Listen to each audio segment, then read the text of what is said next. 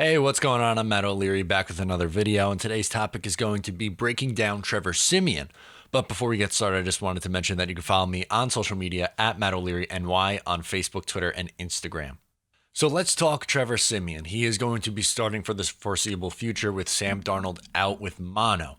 There's no real timetable for return for Sam Darnold. It could be anywhere between 3 and 7 weeks, maybe the whole year. I would be surprised if it's the whole year, but I think best case scenario, it's after the bye week. So you're going at least minimum 2 games with Trevor Siemian as your starting quarterback. So what can we expect out of him? In 2016, he had a 56.3 Pro Football Focus rating, and he followed that up in 2017 with a 53. What does that mean? Slightly below average to mediocre. I mean, that's what you're going to get from someone who's a borderline starter, which is what Trevor Siemian is.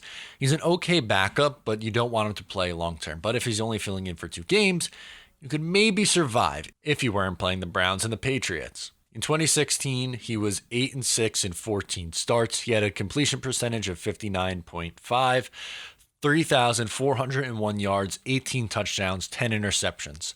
The next year in 2017, he started 10 games, went 5-5, had a 59 completion percentage, 2,285 yards, 12 touchdowns, 14 interceptions. 2016, okay. 2017, not so great, which is why we saw him as a backup.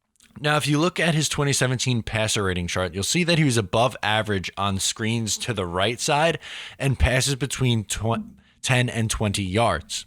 He was average on the deep ball to the middle and left, middle and right between the line of scrimmage and 10 yards, and somehow over the middle at behind the line of scrimmage. How many plays he's really throwing to the middle of the field behind the line of scrimmage, I'm not really too sure. And he was below average to the left on just about everything. Over the middle between 10 and 20 yards, and the deep ball on the right sideline. That's going to be something that you're going to see. In 2016, he was above average behind the line of scrimmage, over the middle and the left side, and also between the 10 and 20 yard mark on the left side. He was average deep to the left and over the middle between the line of scrimmage and 10 yards, and to the right between the line of scrimmage and 10 yards, and then also 10 to 20.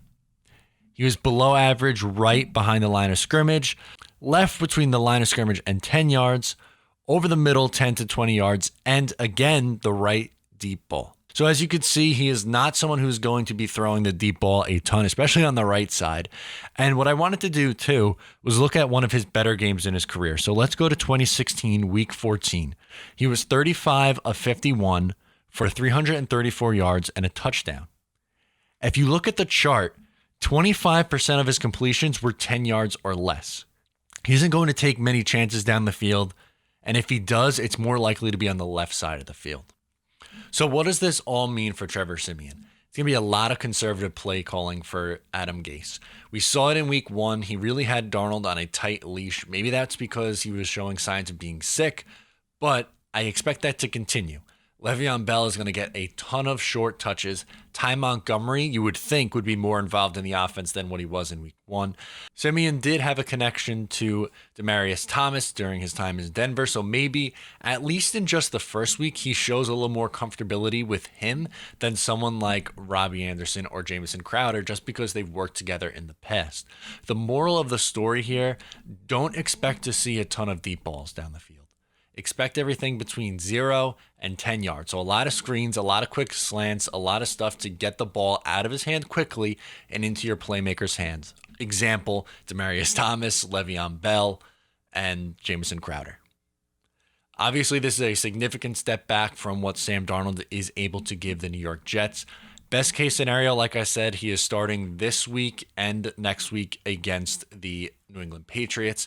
Maybe somehow they steal a win on Monday Night Football and you go into the bye week at 1-2. That would be ideal.